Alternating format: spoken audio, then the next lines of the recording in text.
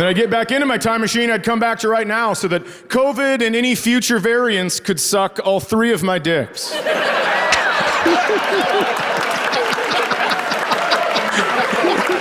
a long way to go for that. But that was definitely a stretch, yeah. It's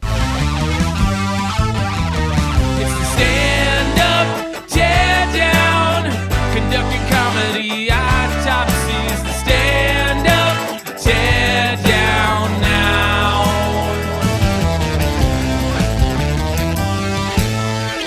Hello, all you crazy cats and kittens out there in pod person land. Welcome back to another episode of Stand-Up Teardown. I'm your host, Sean Fun. Joining me, as always, is my lovely assistant, Mr. Matthew Ballek.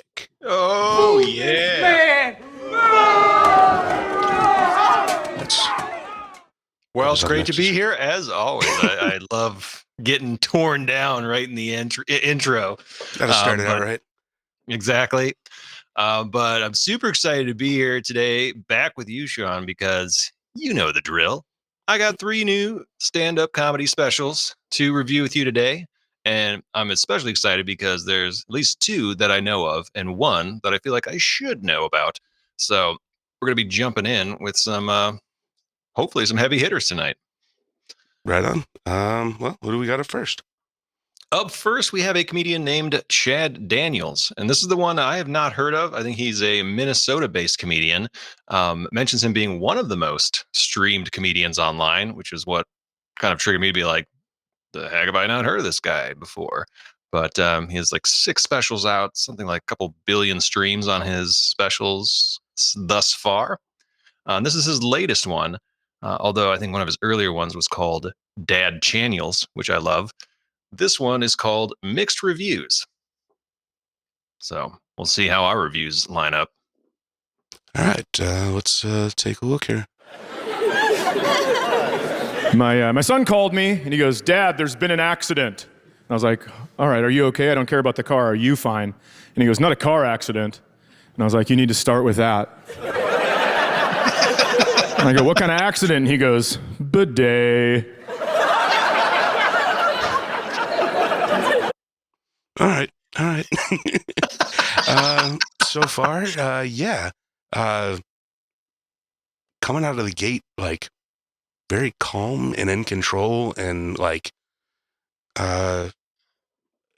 very, I don't know, almost too casual for a fucking, like, special like this. I mean, I love it. There was no fluff or BS to get it started. We don't see him, like, walk onto the stage or get introduced by his mom. It's just like boom right away, like joke. That's true. I normally I like fast forward past that bullshit, but I didn't have to go past any of that. We're at 21 seconds here, so yeah, that's definitely. Well, I don't know. Yeah, I don't like that bullshit anymore. Like, it was kind of nice when they used to do like the HBO specials and it was a thing, but like I think in YouTube land today and Netflix specials and stuff, you just kind of want to get right in, or people are gonna tune out if you do like a half-hour sketch or watch someone walking down the street eating pizza in New York for the 1,000th time. Yeah, like back in the HBO days of stand-up, you didn't have access to every other stand-up comedy special immediately. So, right.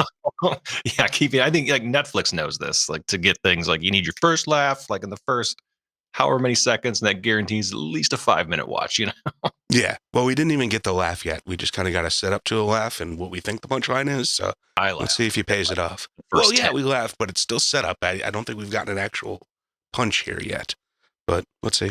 It's like, "I need you to call me back in 5 minutes so I can make some coffee to really enjoy this story." So then he calls me back and I go, "You got to tell me what happened." He goes, "Well, I was on my way to work. I thought I had to pass gas, and then water went everywhere." And I was like, "Hey, Quentin Tarantino, can you start at the beginning of this story, please? How do I already know the end of this story? This sucks." And he goes, "Yeah, right, okay, right, yeah, right. So I was going to the bathroom, and I turned the bidet on. I think I turned it up too high." And I was like, "You think you did?" "There was water in your anal cavity, and from that, you have deduced that you turned it on too high." And has there ever been a better time to use the word deduce? than in a bidet story. It is. What was that? Genius.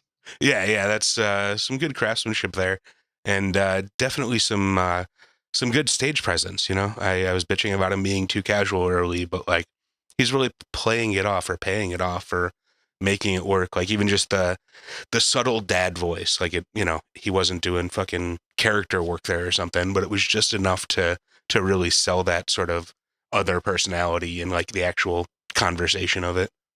Yeah, a slight change of tone in the voice. Super confident. I mean, this guy's got 6 specials. He's like beloved in Minnesota and probably elsewhere too. But I'm surprised I've never heard of him.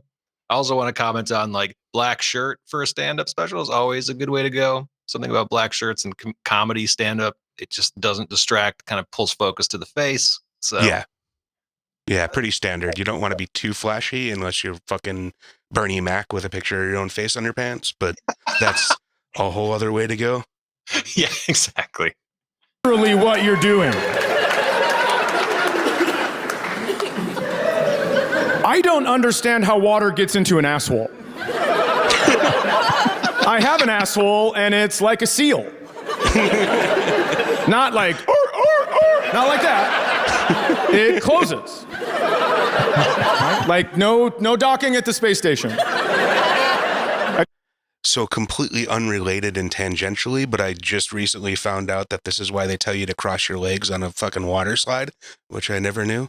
But apparently it's more applicable to females than males, but still a possibility depending on the velocity and viscosity. So you don't break the seal.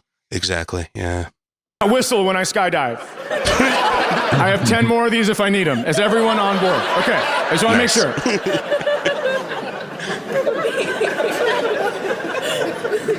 So I go, then what happened? And he was like, It's almost like a bar story more than it is a stand-up comedy. Like there's I just kind of keep going back to this sort of casual nature of it. It's very, very sort of low-key. Although you said he's like huge in Minnesota, right? So I could definitely see that. Like where he's got to start. You think he's like certainly like a known comedian there. I mean, I'm sure he's toured nationally and everywhere else, but yeah, I feel like he's a local favorite. But I mean, he's just got the. Well, I've never heard of him, so none of that counts. Yes, exactly. But, I say. He's got like this, like almost a wholesome Louis C.K. vibe, like even in his confidence and just sort of his little facial expressions. Like he gives like a subtle, like kind of sly smile, like in the same way that Louis does, but doesn't have the baggage. Yeah, and it is scatological, which I usually don't like, but he's got this like. That sort of casual storyteller quality to it, so it's not off-putting. I guess it's not shock value. It's more like everyday event scatological. So it still works on that like GPG level, but with being about shitting yourself. Yeah, maybe it's my Midwestern location, but yeah, I'm just picking up on those Midwestern vibes, that Minnesota chill, and I'm digging it. I know. I thought I had to pass gas. And then water came out everywhere. And I was like, did it ruin your car? And he goes, what do you mean? And I was like, what the fuck do you mean, what do I mean? You had poop water everywhere. He goes, it wasn't even that bad. And I was like, yeah. Have you ever heard a kid say something that's your child and you just go, oh yeah, I failed? I don't know how he believed that this water that came from his asshole did not ruin his car. That's so crazy to me. And then he goes, I'm just so embarrassed about everything. And that's when I turned dad. I was like, well, you shouldn't be. It's actually pretty impressive. I don't know anybody else that could absorb water into their anus. Sounds like the origin story for a superhero.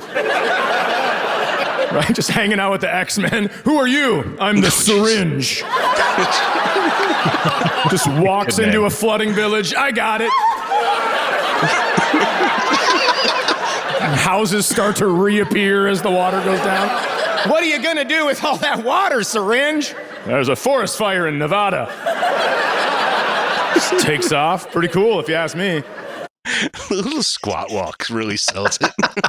Squat walk, any kind of like loud yell off mic always gets me too.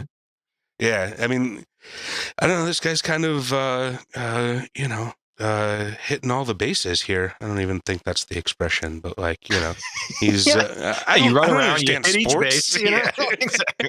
You Tap the smack a guy plate. in the face, and no, but I mean, he's got the craftsmanship, he's got the voices, you know, again, nothing great, but it's enough to make the jokes work. And then he's got the physicality, and he's the state, you know, it is a larger stage, and I do often complain about people not using their space, and he is kind of staying a little bit confined, but he's physical enough to sell these jokes and actually make them work. Yeah, I don't know that he's, you know, the best comic I've ever seen, but he's definitely holding his own here. I can't really complain about too much, unfortunately. Not much to tear down thus far. So far. Somebody asked me one time, they said, hey man, if you had a time machine, what would you use it for? And I said, I'd go back to when Chernobyl happened. And I'd get out and I'd take a deep breath. And then I'd get back into my time machine, I'd come back to right now so that COVID and any future variants could suck all 3 of my dicks. That's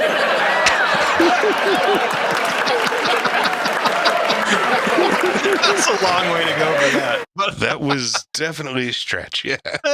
It was, it's a weird payoff. I still don't quite understand. right, yeah, the Chernobyl, just to get to the 3 dicks line, is that? I mean, it's certainly like an A to C or an A to D kind of move. Because like I'm like, where's he going with this? And then you kind of. But ultimately, it's like based anti-COVID sort of. Yeah, that's. I guess we'll see what his take is on that. But yeah, I guess, do we have to be very Okay. I'm not milking your laughter. It's just, here's what happened one time. I told that story, thought it was done. Started the next story, and as soon as I did, a man yelled out, I don't get it! And it scared the shit out of me. So now, when I'm done with that story, I just pause, see if there are questions. And there have been. One time, He's so real for that. I have questions. Fuck. Yes. a grown man said, were all 3 dicks the same size? It's like, of course not. When Chernobyl melted down, it was in the Soviet Union, so I could put one dick into a bigger dick and then into a bigger dick. All right, that's a great tag. That's a great tag. Yeah. Oh man. It's like a self-contained joke within the tag. Oh. Yeah. There's a lot of levels there. I mean, And yeah, again, if you can get to multi-sized dicks in Russia, I mean, that's a tough mark to hit. like I said, normally I hate the dick and fart jokes, but like this is still at like that like junior high level, I think. So I don't know. It's slightly more amusing, slightly more tolerable. They were nesting dicks, or matryoshkaks, if you will. That's a deep cut. I would if I got it. That's just the Russian name for those things. Domestic ones. If you don't get a joke, don't yell at the person telling you. You should call your parents and be like, hey, you should have taught me more stuff. I looked like a real asshole at the comedy show last night. Because I write my jokes till I get them. And then I move on. That's how I do it, right? I'm not in my hotel room like, oh, that'd be pretty funny. Well, what if there's a dipshit there? I better keep going. What if somebody doesn't know what nuclear fallout could do to a body? I should probably say nuclear to that guy, because that's for sure how he says it.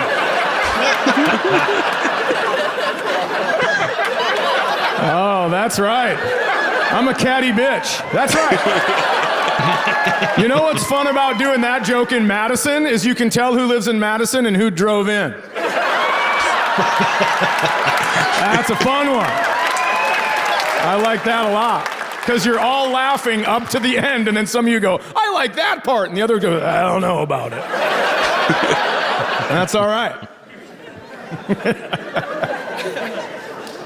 Oh my God. So then this guy is, well, we're not even done yet. He comes up to me at the meet and greet line and he goes, just so you know, that Chernobyl thing, super confusing. You should tell people you got the 3 dicks from the vaccine because that could be a side effect. And I was like, it sure could not have. If we could have gotten 3 dicks from the vaccine, there would have been a line of pickup trucks, 50 states long, nutsacks on the back of all of them, just Tokyo drifting into parking spots. I'm here for my shot and my dicks.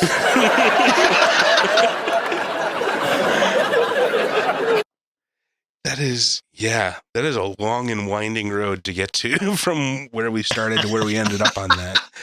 But it works. It all flows together, and it's not like, I wouldn't say they're transitions between. It's just kind of like almost like a Shaggy Dog story, but not quite. Like, I don't know. It's just a weird sort of meandering thought process more than anything.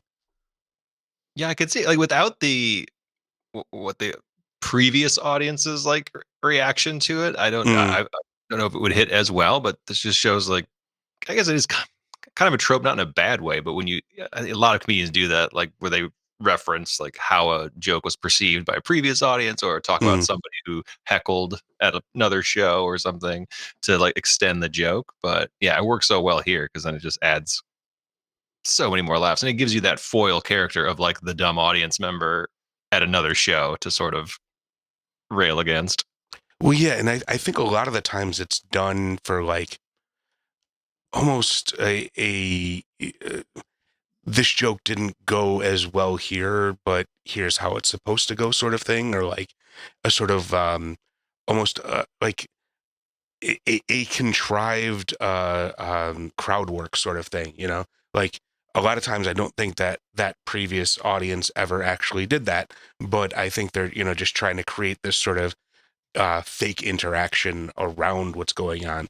But here it felt like very real. Like, he might have been making it all up as well, but just the sort of energy around the story that he was telling, it very much seemed like something that could actually happen and be plausible, and it actually helped tell the story. It wasn't a distraction from it at all. It was just, adding to it and, sprinkling in a little laughter along the way. So, yeah, again, I'm kind of confused because, like, normally a lot of the stuff he does pisses me off, but like the way he's doing it, it actually works. It pisses you off. Oh, I love it. Just out of curiosity, what did everybody think about the vaccine? Relax. I don't care about your answer. It's just so fun to ask that question because immediately, before I'm even done asking, you can see somebody go, no! Why would you do that? We just stopped arguing. God damn you. It's very fun. I don't care what you thought about the vaccine, and you don't have to care what I thought. That's what makes America great. But I think we can all agree that the vaccination card, huge swing and a miss. Has there ever been a document less official than the vaccination card? What were we doing?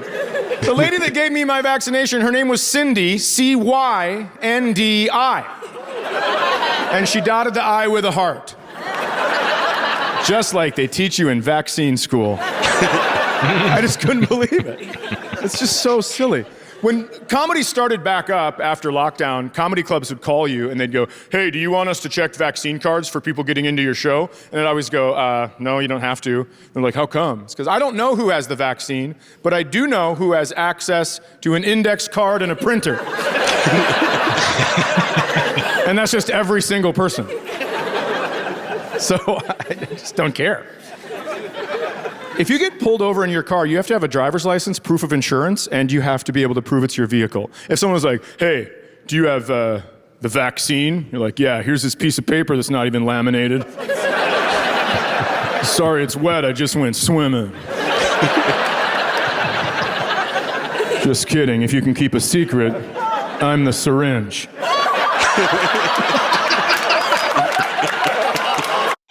Decent callback there. Yeah, I think it might be time to move on, but he definitely gave us some laughs and some chuckles there.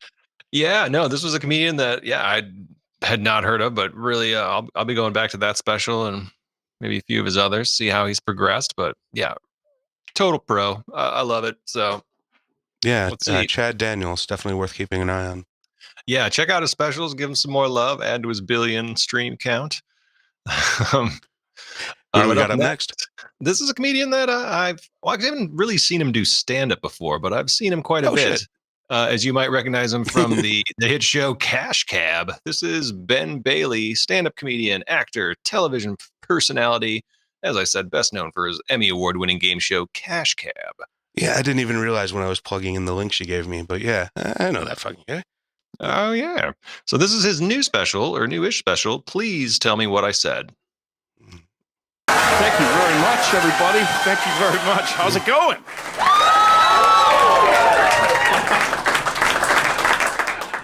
Thanks for coming out on a crappy night, everybody. I really do appreciate it. Crappy day, crappy night. I know it was a crappy day because I checked. I did. I walked out into it and I was like, wow, it seems like a really crappy day out here. I'll check.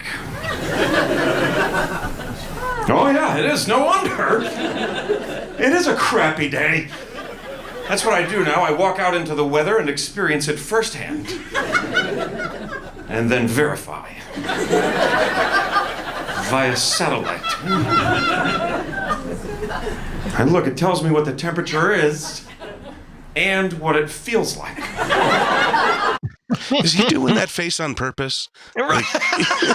Perfect pause, by the way. I can't, like, is that supposed to be a character that he's doing? Because, like, I've seen him on Cash Cab and he's like a normal dude. So, like, what the fuck is going on here? Yeah, he's pulling some major faces. I'm also like just a little distracted by like the difference in camera quality and audio quality between the shots at the start. So that kind of just threw me from paying attention like at the very onset. But absolutely, yeah, the audio quality is pretty poor on this one. And that fucking fire alarm right behind him is kind of fucking weird. It's kind of hilarious. This is this is what you call a low budget hour. But yeah, well, let's see if he can make it work. I'm like, I can't even do that part for myself. I walk out into it, I'm like, it feels crappy out here, phone. Is it? And the phone's like, yeah. The phone's like, it's 36. I'm like, oh, does it feel like 36? The phone's like, no.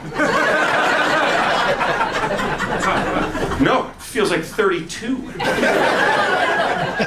And I'm like, where are you? Are you here with me? How do you know what it feels like for me?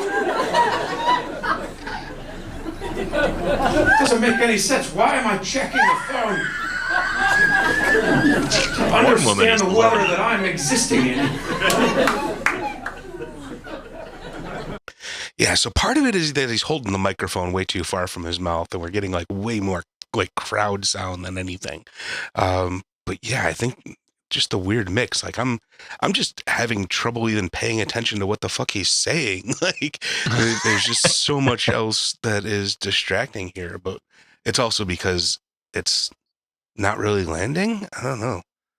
Like I got a lot more excited than this warrants when I saw his face come up. Like, I expected a little bit more polish, I think. Yeah, I don't know. Maybe it's because this is filmed I think this is filmed like in a comedy club. So I think that's why it has maybe not as well of a good like sound setup or doesn't have the audience mic'd separately.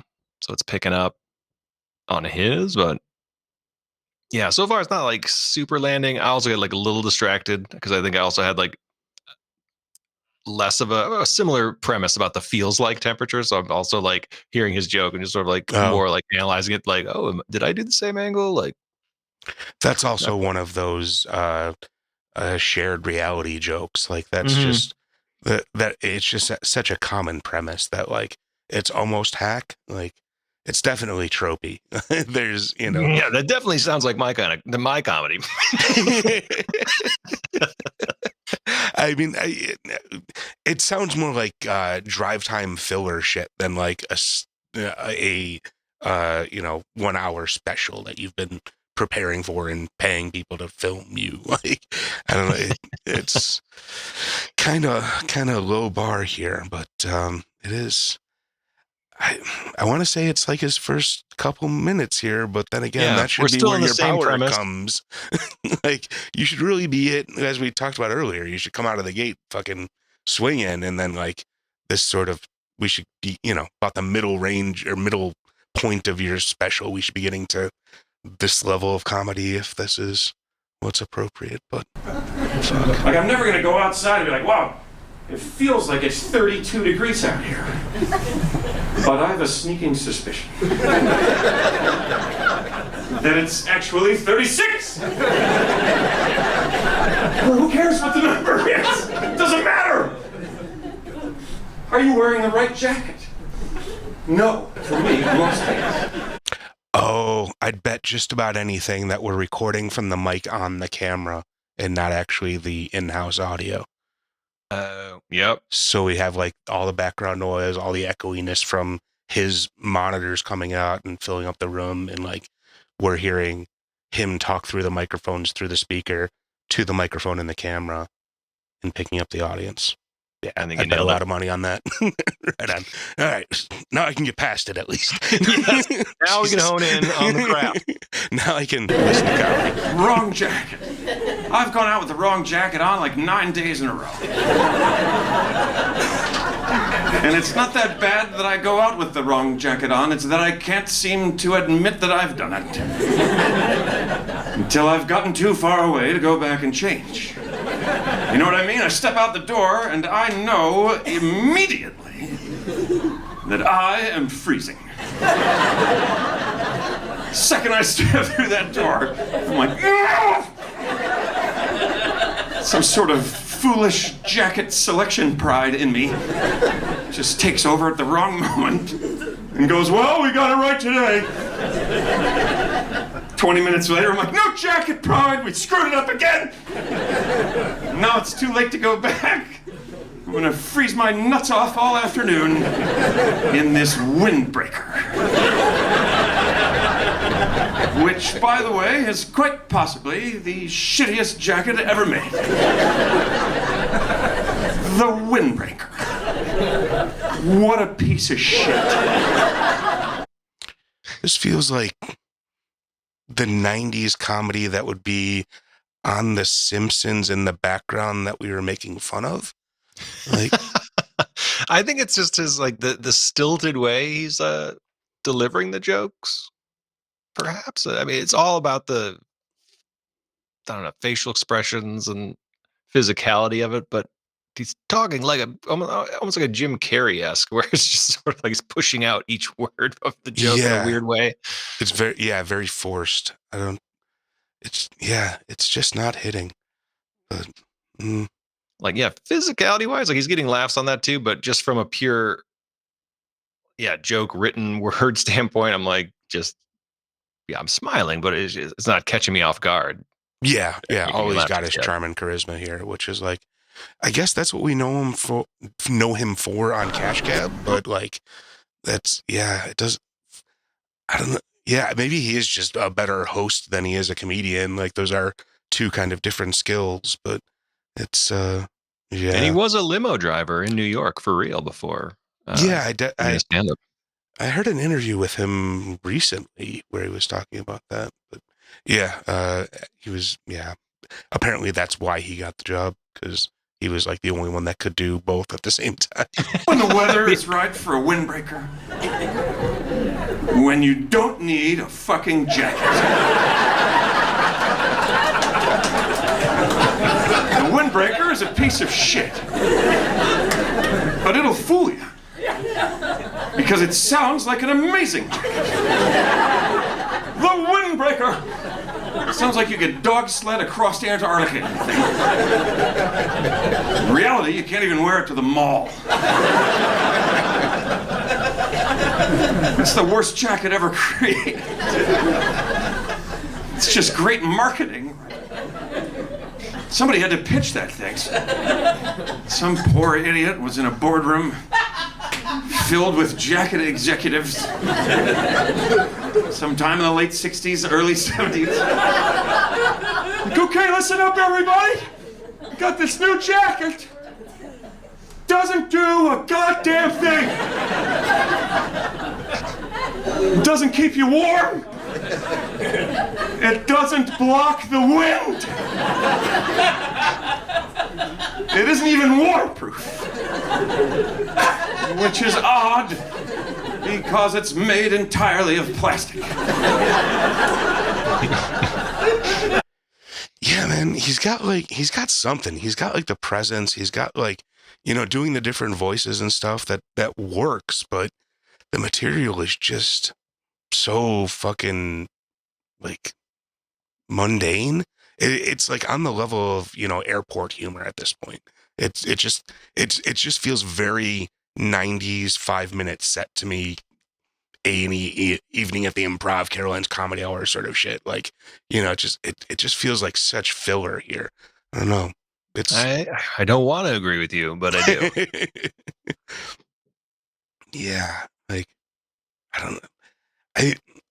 My problem here is that I want more from him too. Like I expect more. Like I thought there was more, but like maybe he just needs writers. I don't know. Like everything else is kind of there, but it's just not coming together right. It's a total piece of shit. Yes, that's kind of what I'm saying. It's got a lining spray painted on the inside. It's got snaps up and down the front about 11 inches apart.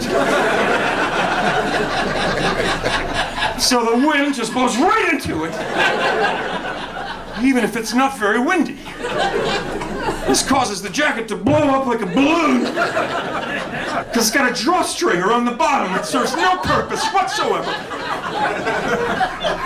But it's so long that if you don't tie it into like a quadruple bow knot, you're gonna be tripping over it all day. It's got elastic around the wrists that's so tight. I think I found the problem, or a problem. So You I think love windbreakers. yeah. These fucking windbreakers. I just can't deal with them anymore. No, like he's like riding. He's trying to do Lewis Black angry, but he's amused with himself and he's not hitting it. So he's like laughing at his own joke while he's trying to be angry, and it's not coming through right. Like That's a good point. if he was truly angry about these windbreakers, that would be something, and that would be engaging. If he was just more, Seinfeldian, what's the deal with this? That might work too.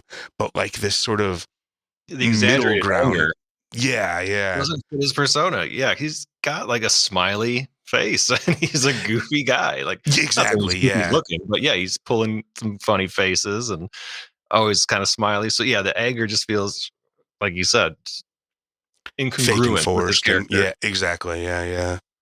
Circulation in your fingers almost immediately. Slight wind blows up like a balloon.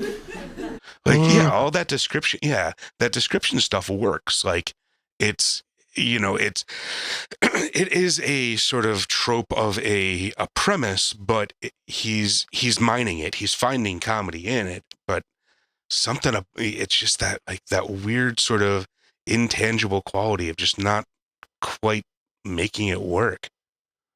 The lack of Rizless. A little bit of sun creates a greenhouse effect. Now it's 180 inside that thing. You're sweating balls instantly, and there's no way to get out of it. You're gonna peel yourself out of it backwards and leave it hanging by the waist, upside down and inside out. And now you're freezing again because you're sweating. It's the worst jacket we've ever made. We've already made like 500,000 of them. So we're gonna have to come up with something good. That's the other thing. There's not really punchlines here. The comedy is supposed to come from his anger, and that's where him not truly embracing the anger of it is, I think, failing him.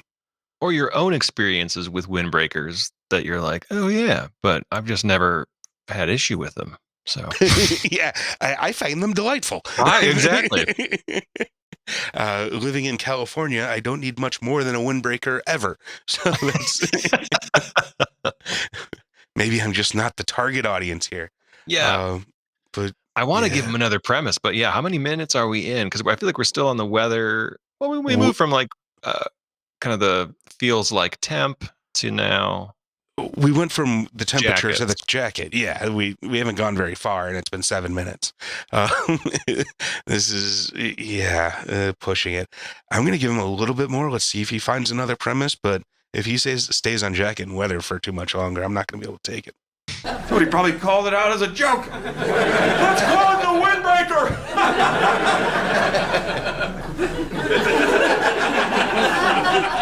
And everybody laughed. More of a laugh on the face. Yeah. Exactly. Yeah. It's all about his physicality that is like the trigger for. He's a human applause sign is basically what it comes down to. Like he tells the audience when to laugh. He keeps talking, laugh now. Keeps talking, laugh now. None of what he's saying is actually funny if you were to read it, or Yeah, that's what I'm saying. You wrote, and that's can be, same can be said maybe about other comedians as well. But like some of the performance does add that, where 1 + 1 is 3 in some ways. But absolutely, yeah. I mean, he's definitely like super expressive, and his physicality is great. But yeah, I agree. For me, the jokes are not hitting. So for you, someone else, maybe. Clearly some people in the audience. Well, they're dumb. Except the president of Shitty Jackets Incorporated. Big fat fucker at the end of a long table who snores when he's awake.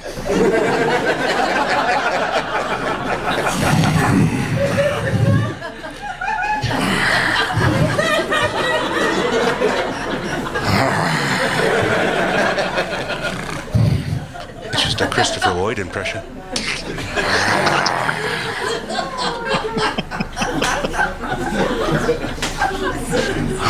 Windbreaker. Yeah, that's absolutely a Christopher Lloyd impression. Marty! Hi, that's preposterous.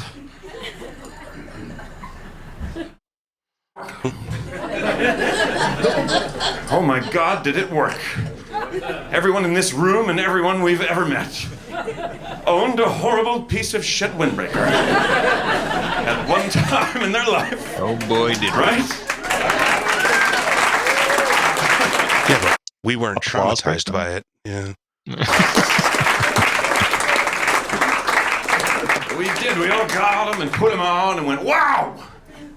This jacket sucks. I think I'll order one for the whole ball team.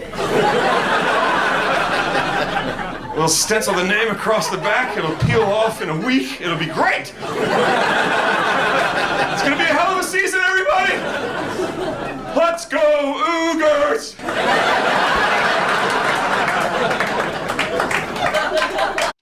I feel like I would have laughed at that joke if I wasn't already so angry.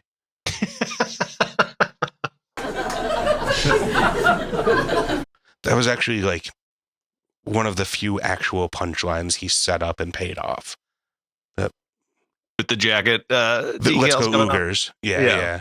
That's, yeah. I want to give him credit for it, but damn, it's hard. I think I've made my point here. Yeah. Windbreaker is the shittiest jacket ever made. The only minutes of other windbreakers, jacket we that get it, ever bro. even came close to the windbreaker in terms of overall shittiness was the ski vest. Wow. This I can get behind a What little bit. asshole threw that thing together? Another 10 minutes of Captain ski of vest some talk very here. unfortunate ski team somewhere. At least we're not back to the marketing. At skiers! What's that? least we're not back to like the marketing department or whatever. I feel like that's another thing comedians do. I And feel like he's gonna keep circling back to that.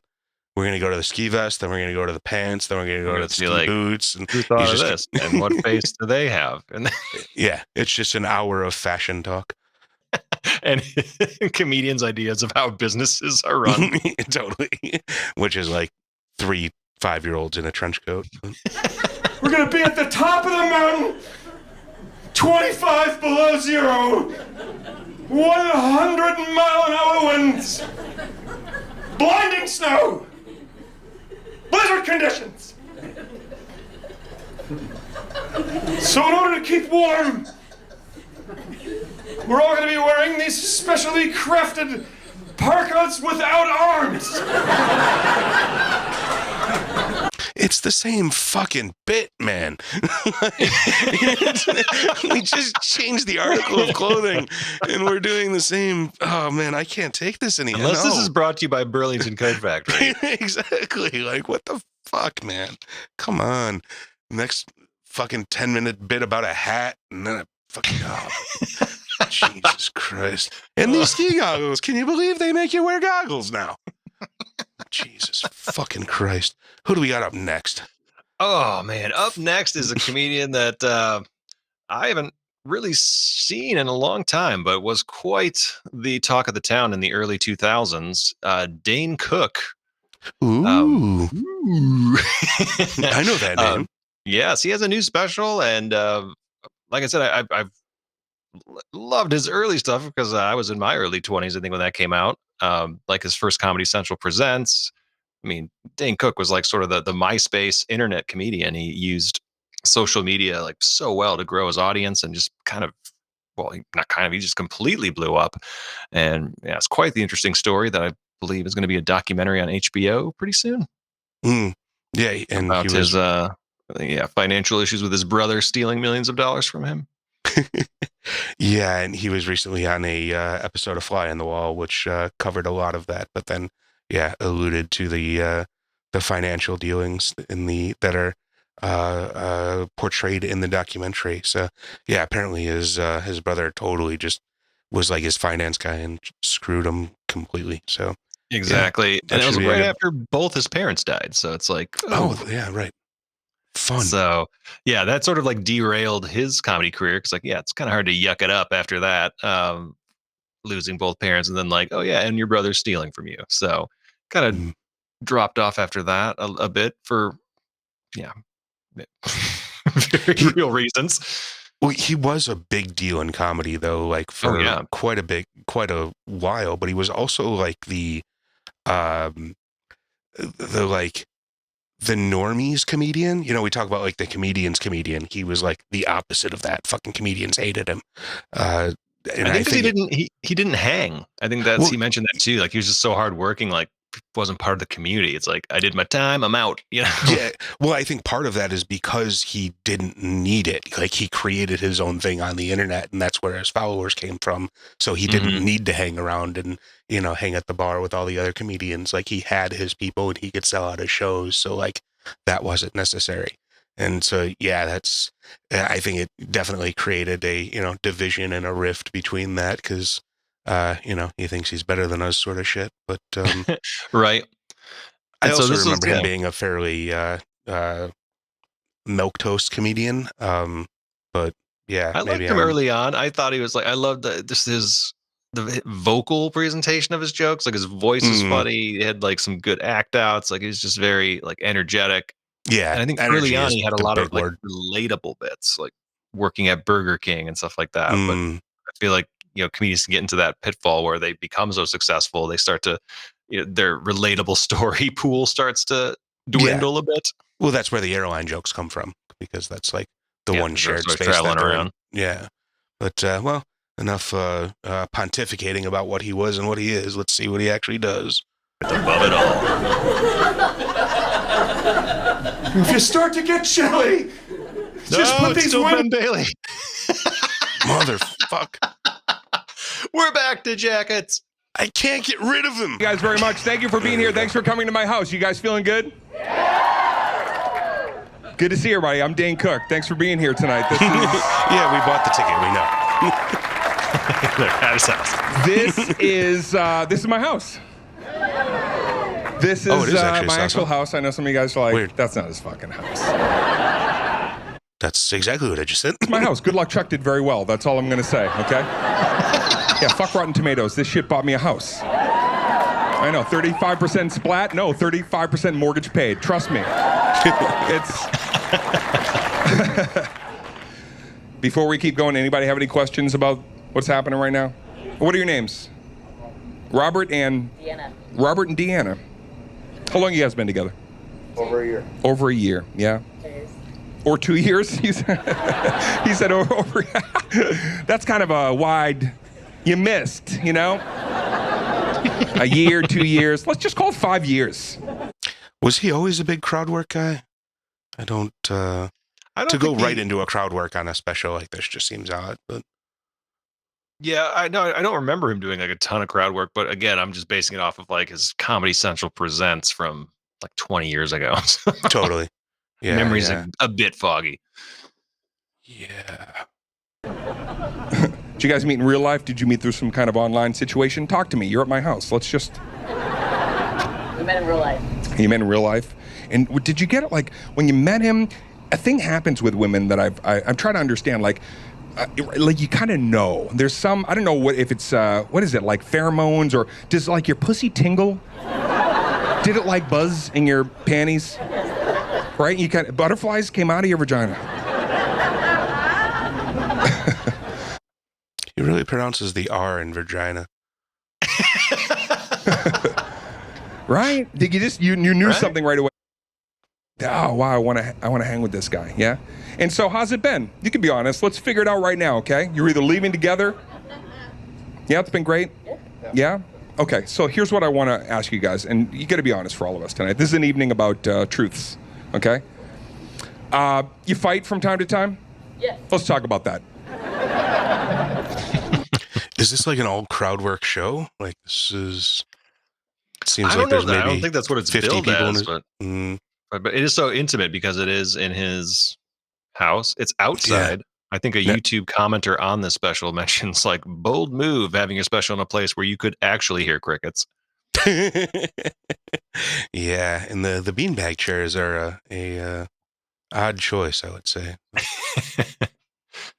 Let's talk about that. And when you fight, do your fights escalate? Or do they stay pretty like even keeled where it's just kind of like, right? But is it, sometimes you're like, I got a neighbor like right over here, and man, she's a bitch. She's probably listening to the show right now. You're loud! She's always fucking yapping. She just wants to out yell. I didn't even invite her to the show. I'm kidding! I'll bring you a meringue! So I've been dealing with a stalker.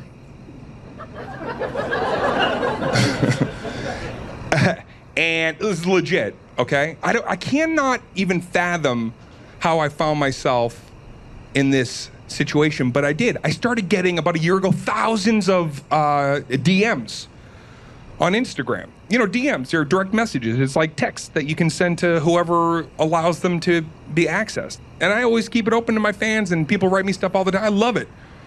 Throw back a hello or whatever. Every once in a while, I get stuff that's a little off kilter. Somebody has a bleached asshole picture and they send it to me thinking maybe that's what I'm in the mood for.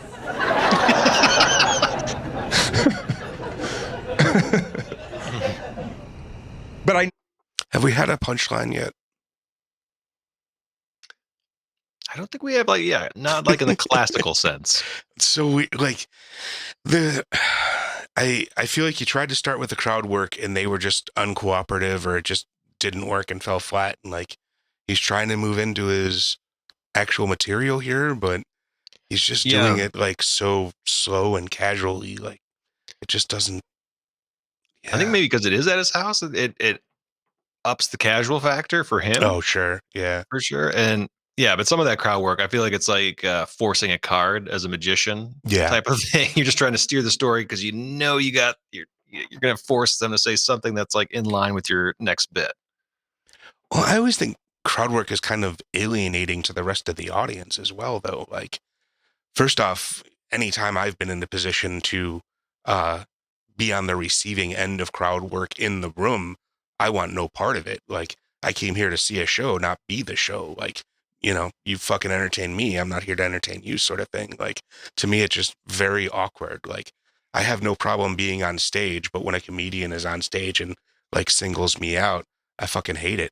So I just have a specific aversion to it, but it's you don't want to be the target of it. But I think it serves a purpose of like giving the audience there a shared experience that they kind of bond over, because then like if there is some fun crowd work or interaction there or something strange happening, then that, I don't know, the rest of the audience there is just sort of in on it. And it's sort of like, now this is a new character as part of the show. Like, Sure. Dave, remember what he said about I think his it can relationship? be if it happens more organically, though. Like, I feel like he was just like forcing it. Like, he literally just picked someone in the audience and started talking at them. Like, You, right? yeah, exactly. Yeah, almost like an inquisition or something. Like, it just, yeah, it didn't work out the way I would want my crowd work to work out. But then again, yeah, that's not.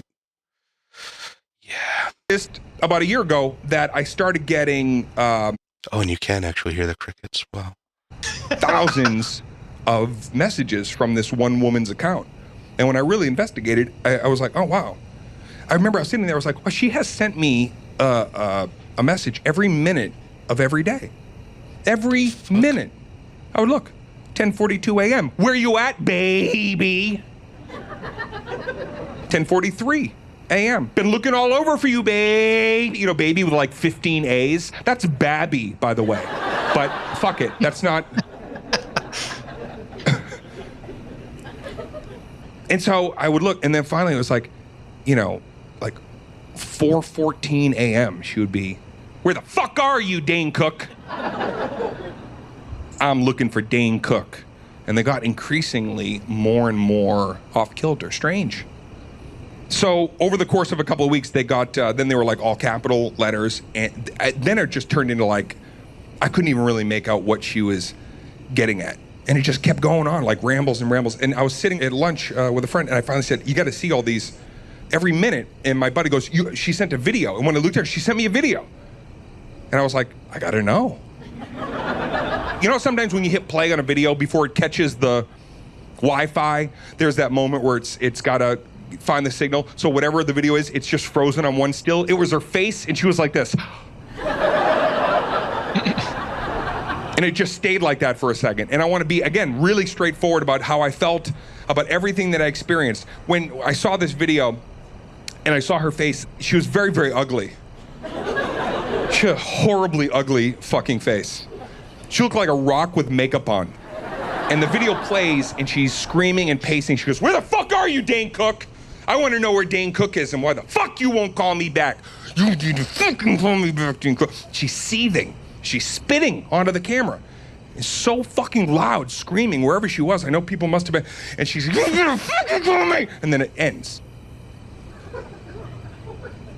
I'm sitting there. I was like, I never had anybody yell at me like this my whole life. I never had anybody yell at me and scream at me like that. It was so unsettling.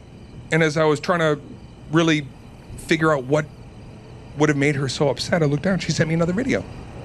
And in the second video, she was crying. She was wiping tears. She goes, this isn't me. This isn't me, this isn't us. She said that. She said, this isn't me, this isn't us. And she was weeping. And she looked so sad. She looked so downtrodden. It pulled you into that same level of emotion, right? I found myself, you know what? I'm gonna cry a lot so the plane will go by. So it'll be a lot of crying. Ready to watch this?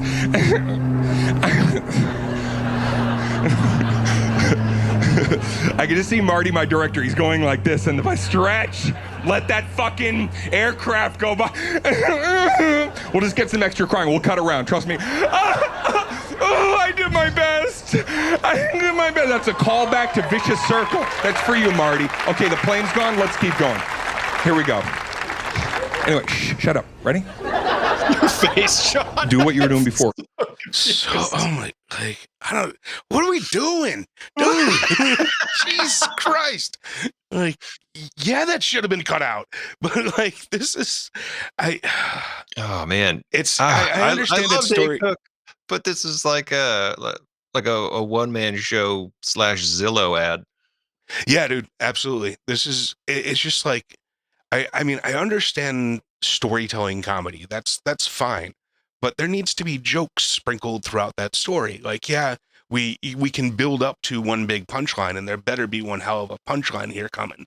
But, like, there needs to be, you know, some little detours and stops along the way to, like, keep us laughing. Otherwise, you're just a long-winded douchebag cornering us at a party and not stopping talking. Like, I don't fucking get to it, dude. Like, what the fuck is going on, man? Yeah, he had like looked like a rock with makeup on, which was like, all right, no, it's a little. That was the closest thing to a punchline I think we've had in the fucking 7 minutes we've been watching him. Okay? Get in that okay. same mindset. So, she was very sad. And that in turn, it made me emotional. So as she was crying so hard that I was almost mirroring, but I didn't know. I was like, I was watching like that. I'm not crying, but something, I'm like, I'm in it with her. The video ends. 11 minutes later, she sends me another video, and fuck yes, I'm playing it. I need to know what emotion is next on the 7 levels of grief that I'm receiving. When I hit play on the third video, this woman who'd gone from being so irate, over the top, furious anger, to then being so despondent and sullen and low, in the third video, she was just staring. Just staring into the camera. Nothing. No emotion. Staring and breathing like the.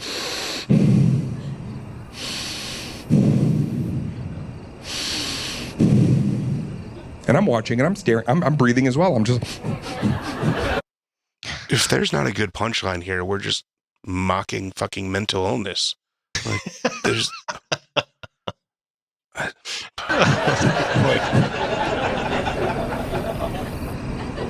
And then she did something that I'll never not see. I'll never get this image out of my mind for the rest of my life. She looked a little bit closer into the camera and her eyes went a little wide. And then she ate almonds.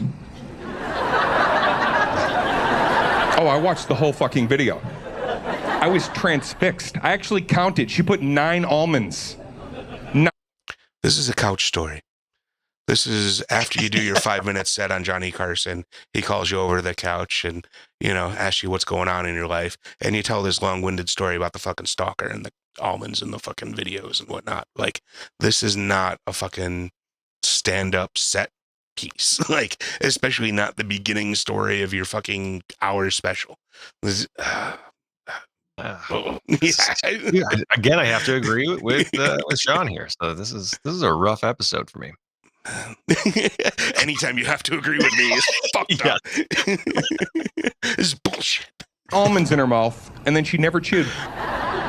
Never chewed. I challenge you to go home tonight, put 9 goddamn almonds in your mouth, and don't chew.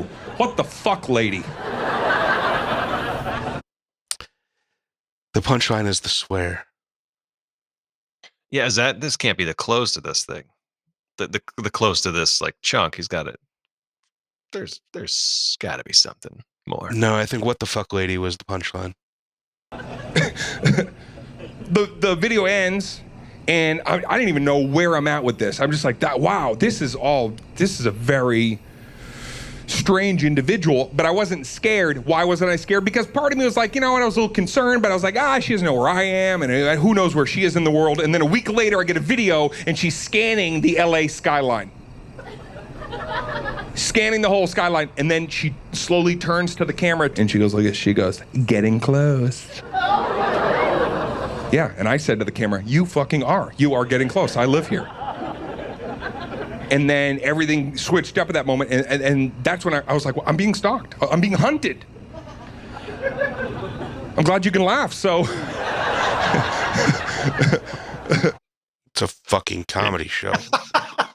The fuck? Now you're getting mad at people for laughing? I don't fucking. But also, like, if the stalker is really a thing, why would you do your special at your fucking house? Like, that's, now she knows where you live. I honestly, I was so screwed up by it. And then I remember a couple of nights later, I had a night where I was just going to come back to the place, and I was going to I'm just going to try to relax. I'm not doing any shows locally tonight. And I remember as I came up around the corner, I was just about to go into my garage, and then I see a car parked right in front of my house. And I say out loud to myself, I go, that car doesn't belong in this neighborhood. What is that, an 08?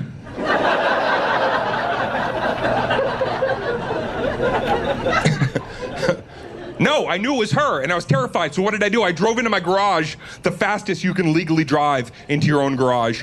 And then I ran up into the house. And I remember as I ran up, I checked the DMs, and she was already sending me messages from outside of the house. She goes, I saw you go in your fucking garage. You need to come outside right now and bring me a banana. Oh yeah, demanding fruit immediately. This crazy ugly lady. Then I have a camera at my front door, so I checked the screen. When I checked, she was in the street, and she was walking back and forth, and she was staring up at my house like she wanted to fight my house.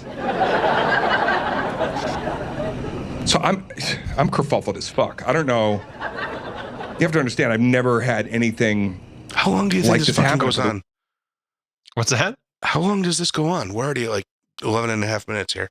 I don't Oh, wow. fucking, yeah, okay, so we did start with the bit of crowd work there. That killed a few minutes, but like, this is, yeah, we haven't Wait for had, a plane. well, okay, That didn't another take very 30 long. seconds there, but yeah, I mean, like, we are definitely way too far into this to not have any punchlines. Like, there was, A slow burn start on this one. But yeah, it's got this sort of Maybe. Dane Cook energy and moves and stuff, but I feel like he's at like half speed. Dane Cook of old was, I feel like, a little bit more coked up. Maybe it wasn't actually coke, but he definitely had more energy to him. Yeah. The end of his Comedy Central Presents, like he ripped off his shirt and then went to the first woman in the front row and started banging her forehead on his belt buckle. Yeah, I would say that's a little bit more high energy than what we're getting here. That's to say the least. Yeah, I don't know. Should we give him more? Like, I feel like he's just gonna go the whole hour. Yeah. I know, but I feel like it's like a quicksand or something. Like he just keeps sucking you in, thinking there's gonna be something, and there just never is. Like, I feel like we'd go through this whole hour and never actually get to the end of the stalker thing, or he brings her out on stage and she's operating the camera or something. Like, I don't like what could even be good enough to pay off at this point. Like, I don't know that anything is worth sitting through this much of this story. Yeah. All right, I'll give him another the minute. night. I was just so concerned, and I kept hoping she would just go away. Every time I'd look out there, she was still there. Midnight, she's still there. And 2 a.m, she's still there. I'm in bed, I can't sleep. I'm in the bed, I keep checking the DMs, and finally at 2:30 a.m, she sends me a video. So I hit play, I turn it all the way down. She's too close. And she's standing at my front door. She's standing with her back against my door, and she looks into the camera, and she said, almost inaudible, it was so, just the slightest half of a whisper, "You made me do this." Creepy. And then she looked a little closer, and she shaved her fucking eyebrows off. Yeah, she went.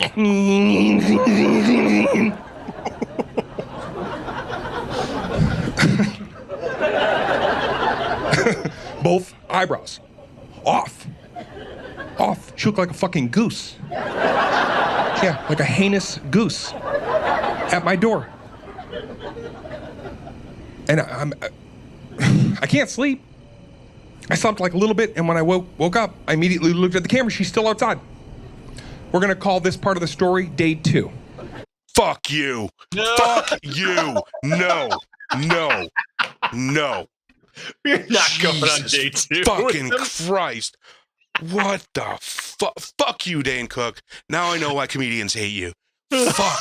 Jesus Christ. I still love you, Dane Cook. I will not be shaving my eyebrows off at your front door. I mean, that was the payoff to his first act of his 3-act play he was doing there. I don't know, but like it was certainly not worth what we sat through to get there. Yeah, that was painful.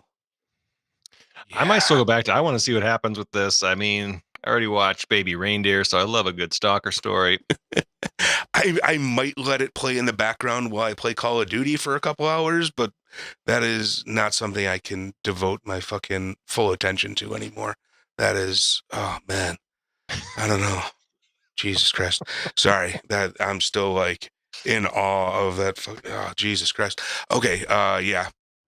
Who'd you like? Who was the best? Who did it right tonight? Who did it right? Who is the teardown champ of the episode?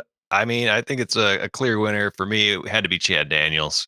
Absolutely, yeah, no question. If you go back to the transcript, there were audible laughs throughout a lot of his set.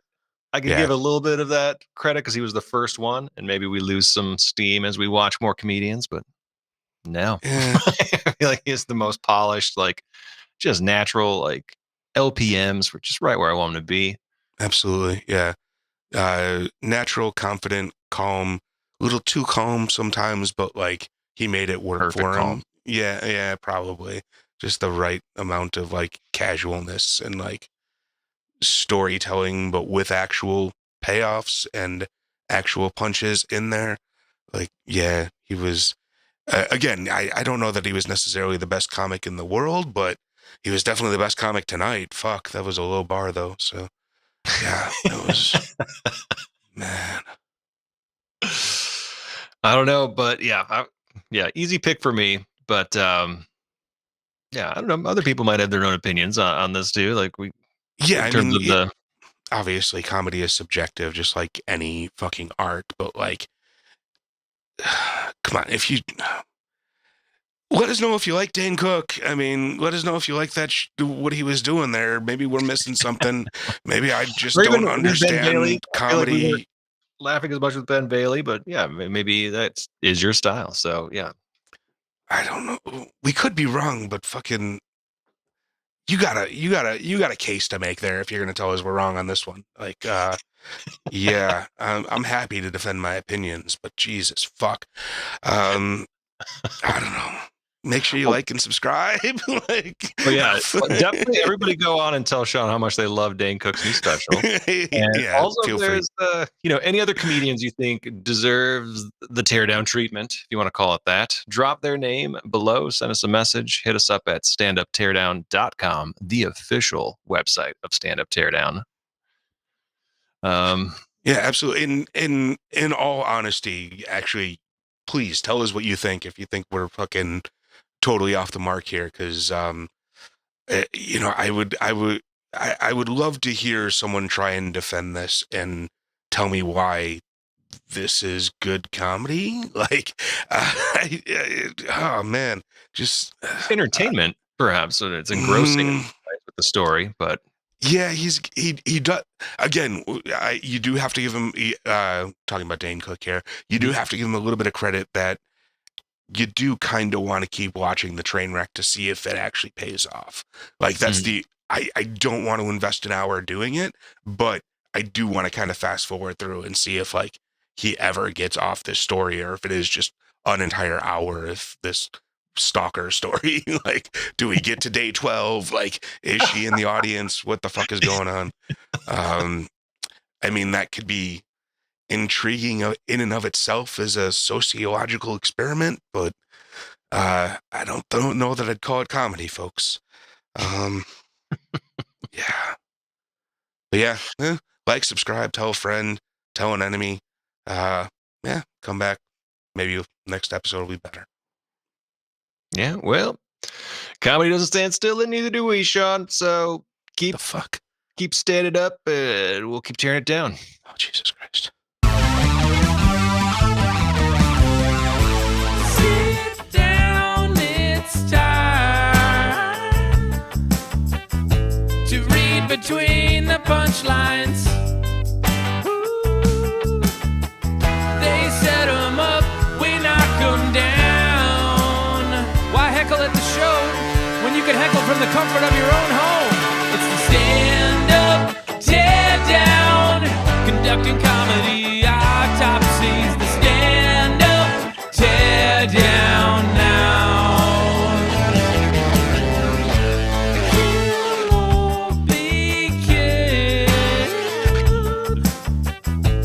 Bit by bit, beat by beat, set a punch, repeat.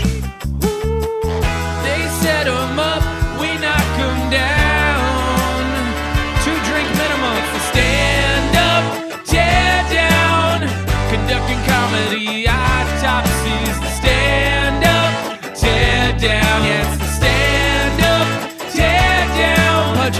down, left, right, line by line. It's the Stand-Up Teardown.